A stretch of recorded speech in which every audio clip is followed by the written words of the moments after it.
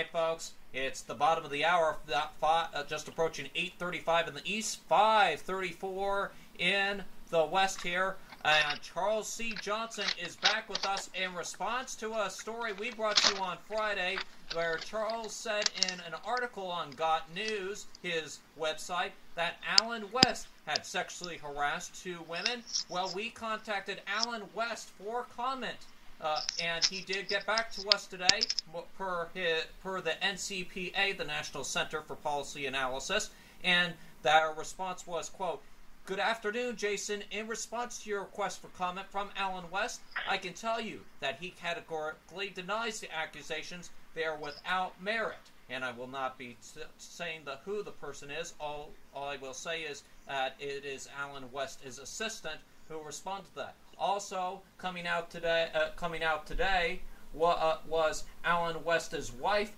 in responding to these allegations, saying, quote, today, "Another thing that happened to me today was that I received notification from many of you," she's speaking to her social media followers, "that there is an ugly accusation out on an obscure website regarding an allegation that Alan West sexually harassed 2 women.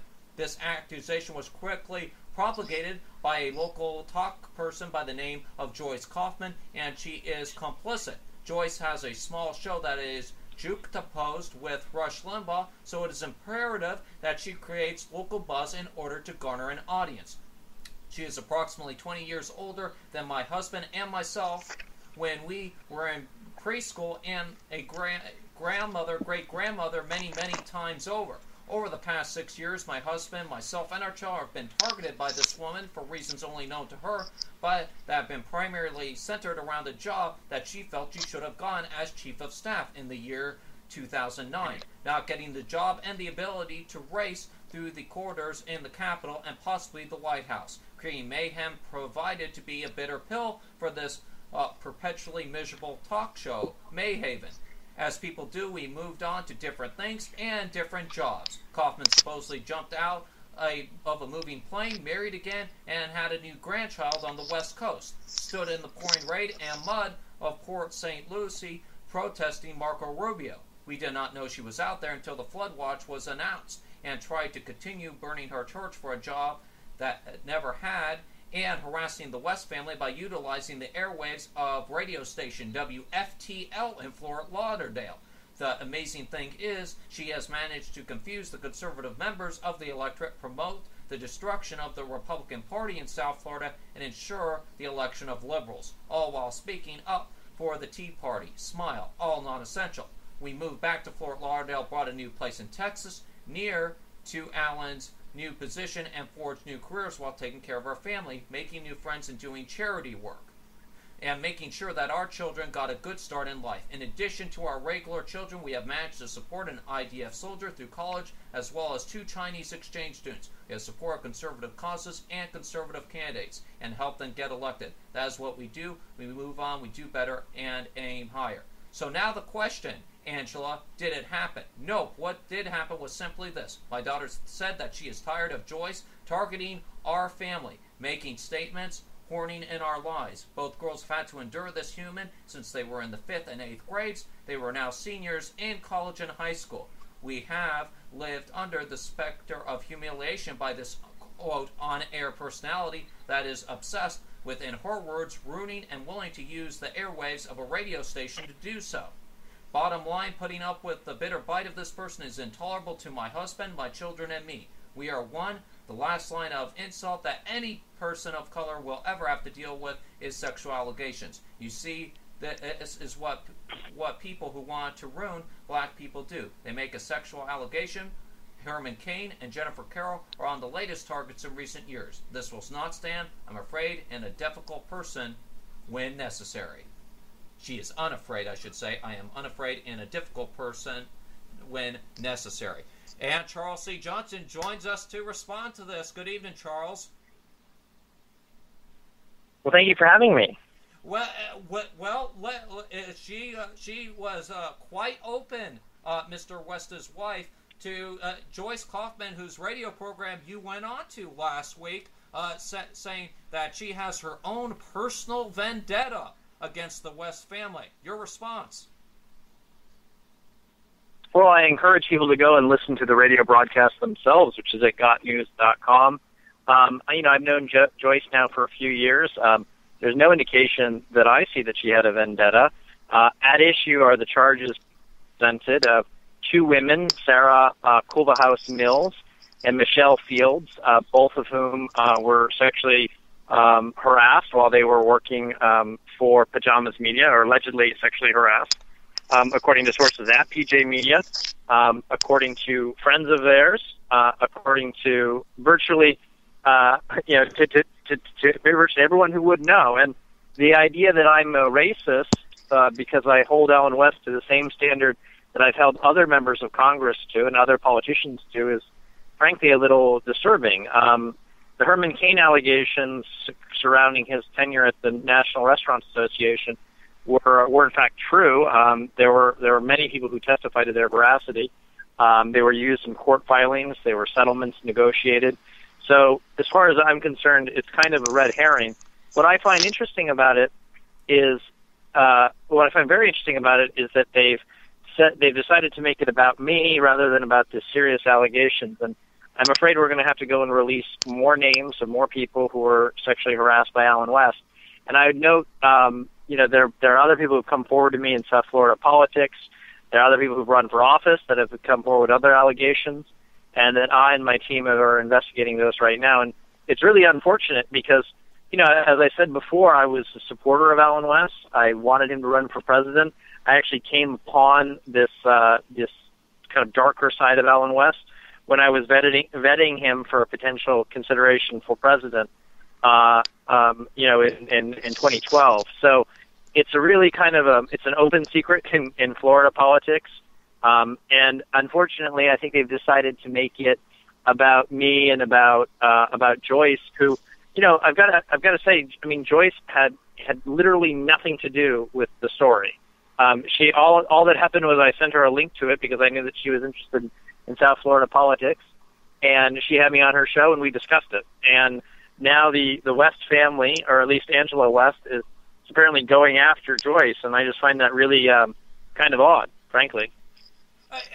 But Angela made it quite clear in that post, not only on her website, but on social media, because obviously a lot of people have seen this story over the weekend and have contacted Miss West and the likes of Mr. West, who contacted me through his assistant, through the National Policy Institute today, and says that they categorically deny these accusations that you're putting forth.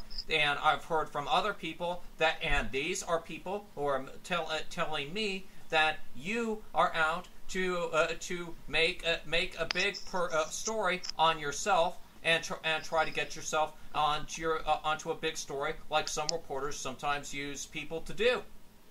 What's your response to these people? What I would say to them is that, sure. Well, first of all, it's the National Center for Policy Analysis. The National Policy Institute is a white supremacist group, so we should be very careful here. Right. But yeah, basically, what I would say here is that I have a track record of getting many, many stories correctly. I was the first reporter to start breaking the stories related to Senator Menendez for 2 years. People said I was crazy, and a few weeks ago it was revealed that Senator Menendez is under indictment for corruption, dealing with a story that I first uncovered with a team at the Daily Caller. So I'm not in the business of sort of making things up. I did have a strategy in place for West denying these rather serious, rather substantive allegations, and so now we're going to have to go into that strategy now of revealing more information about Allen West, including affairs, including other women, both in the South Florida Republican Party, as well as elsewhere. And so, I'm disappointed in the West that they've decided that they want to make it. They've essentially accused me of racism. I would encourage them. They don't mention me by name, and I think this is quite deliberate because they know that if by smearing me by name, they know that they're subject to libel. Well, I've been very clear about this. I beg and I encourage the West family to sue me because, after all, it's libel per se to accuse somebody of sexual impropriety. Hold on, Charles, hold on. Or sexual harassment. Hold on just a second. are you now saying live on air on our program that you're hoping Alan West sues you for defamation of character or for libel for wrongness in the story? You're actually challenging the West to do this to you? Well, it would be... Oh, yeah, I encourage him to, and I've said so on social media. I've said so everywhere. I mean, I stand by the facts of the story. You said so on Twitter, which I find surprising. There's not many journalists who would come out and say, "Well, come out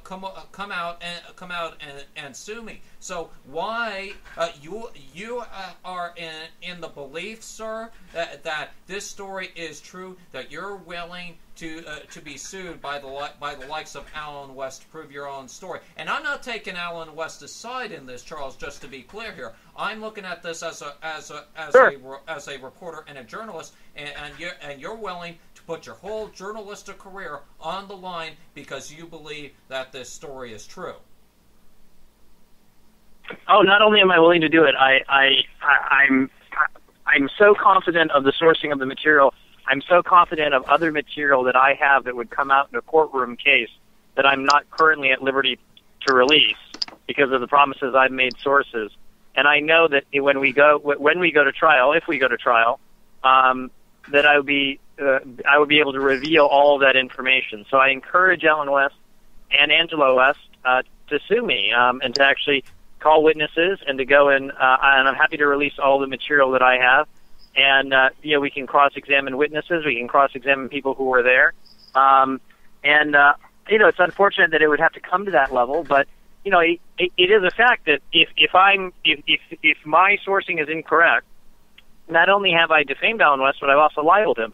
And, allegations of sexual infidelity are libel per se. I mean, it goes directly to that standard. And so I encourage him to kind of come forward and really kind of put his money where his mouth is, and I'll meet him in court if we have to go that route. Of course, I don't think it will end up going that direction. I think more likely what will happen is I'll be releasing more names and more women will come forward as time goes on. So I don't think it will go to that standard.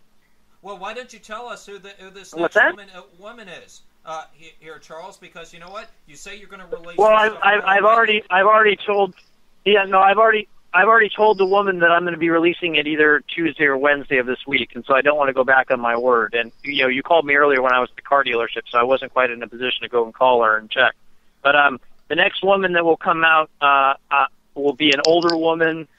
She'll be somebody who West dealt with, who was a volunteer with West's campaign, and that's about all I can say at this stage right now. So this had to do with one of his political campaigns, then I assume, over in the state of Florida. Correct, and I would note for the record that virtually that all of the women that I've spoken to, who accuse Alan West of sexual impropriety, are all political fans of his. I mean, none of us here are liberals. None of us are registered Democrats, as far as I know. And it's unfortunate that this kind of response to these rather substantive allegations is to go after and kill and shoot the messengers in the form of Joyce Kaufman and myself. I mean, literally all Joyce Kaufman did was have me on her radio program and discuss it and discuss what she knew from her time being with Alan West as an advisor and a volunteer for him. And as for the rest of the stuff about her protesting Marco Rubio, she protested Marco Rubio's position on amnesty, and Marco Rubio has been sort of all over that issue over the years, as far as I know. And I think it's important to hold all politicians, irrespective of party or no party, to the same sort of moral standard. And I would note that while I'm being smeared as a racist, I've done stories going after the sexual impropriety of white members of Congress, of Hispanic members of Congress, in the form of Senator Menendez, and I guess now in the form of black former members of Congress in the form of Alan West. So I encourage Alan West, if he's confident, that he should sue me, and then we'll go to trial, and then we'll have it out. Of course, I don't think it will actually go to that standard. I think more likely than not, he's hoping this issue just goes away, and I'm afraid it's not going away. I've already heard from other women who I didn't even know about since our Friday interview, and since my story went live on Thursday evening. I've heard from other women who also say that Alan West was inappropriate with them. Well, tell me how many. Can you tell me how many women are there? Because you say there's another woman coming out tomorrow. You tell me you can't Sure. identify her, Charles, because of confidentiality agreements. But really, how many women are there? Because people are some people are aghast of this. Some people have even told the likes of me, why are you even covering this story, Jason? Why would you even want to cover a story out this? This is something the left would love to pull out and love to use. And you don't even have the likes of MSNBC, you don't have the likes of CNN or even any of the national networks pulling this out. So the people who talk to me even question the fidelity of your story here, Charles, when they say, oh, the national media, the mainstream media would be on fire with this if this was true. Well, I don't know that that's necessarily the case. I mean, there's a story today about the DEA stealing some Bitcoin money from a Silk Road case, and I've been writing about this. The guy who's in jail right now for being the head of the Silk Road being innocent for 2 years now, and it looks like people are coming around to my position. I oftentimes have a history. I have a history of basically being far out on a topic. I was the first journalist in the country to say that the UVA rape hoax was fake, and so oftentimes it takes people a while to kind of catch up to me. But I'm utterly convinced of the sourcing. I encourage people to contact Sarah Culverhouse-Mills. I encourage them to contact Michelle Field. Ask her directly, ask her for comment on record or otherwise, and to really go and weigh in for themselves. It's unfortunate that people seem to have this sort of like right-left bias when it comes to the presentation of news. I've gone after left-wing targets, I've gone after right-wing targets, I've gone after middle-of-the-road targets, and from my perspective, as somebody who breaks news and who runs a news company, it's often good to have a monopoly on stories. So I'm perhaps it would be nicer if the NPR or CNNs of the world would cover it, but just because they don't cover it doesn't make it any less true. I'm sure that conservatives would be the first to tell you that the New York Times, for instance, doesn't print all the news that's fit to print. It leaves out quite a bit.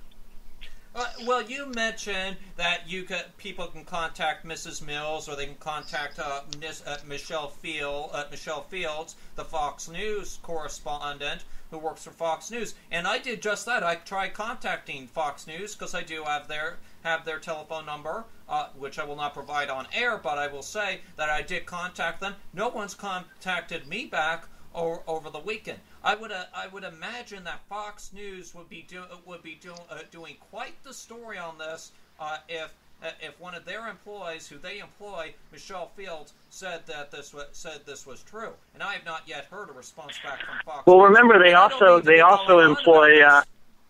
Go ahead. No. It's a fair question. I mean, Michelle Fields and Alan West are both Fox News contributors, so I imagine it would be kind of awkward in the office. And it also raises serious questions because the allegations that I've pointed to address Alan West's his career prior to being a Fox News contributor.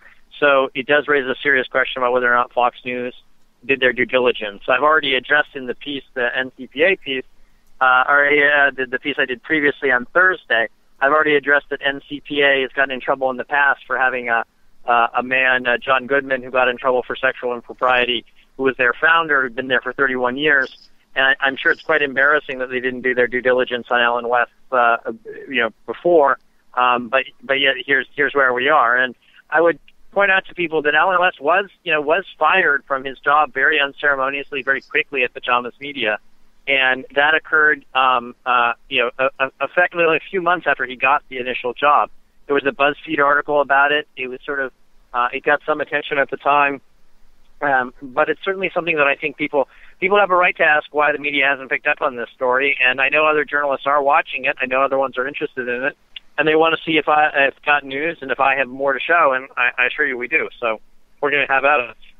All right, Charles. Well, you know what? Here's what I want to do. I want to have you back on the program tomorrow because really there is a lot of people out here, including the West, who I've mentioned in the beginning, beginning that they say that you're absolutely wrong. And just to reiterate for people who are joining us, Alan West did contact us and said, quote, in response to your request for comment from Alan West, I can tell you that he categorically denies the accusations. They are without merit. So when Alan West is coming out to say that, who are they more likely to believe? Charles, and I hate to, and I'm not trying to be biased here, but when he comes out and says to me, says to my own program, and what a response to them, contacting him for comment, and invited the West to come on this program, which honestly, when I got the email was 20 minutes before showtime tonight.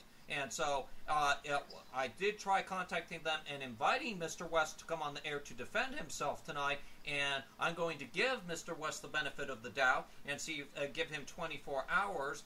And as some people say, give him due process and allow him to get time to call into my program and to be able to defend himself with these allegations. But when you got the likes of Angela West, I encourage him. Go ahead. No, I would just say very, very candidly, I encourage him to come forward and to tell the truth about this. I mean, this case kind of reminds me of the Lance Armstrong case, in which there was a journalist who broke that he had been doping for years, and Lance Armstrong called him a liar and a fraud and so on and so forth, and it turns out that journalist was correct. It is a similar kind of situation. Look, I have no ill will against the West. I wish them every success. To the extent that Alan West has a problem with women, I hope he gets it addressed. But I politically, I'm a supporter of his. But unfortunately, there's this darker side to him which I've revealed, and I intend to continue sticking with the story as time goes on.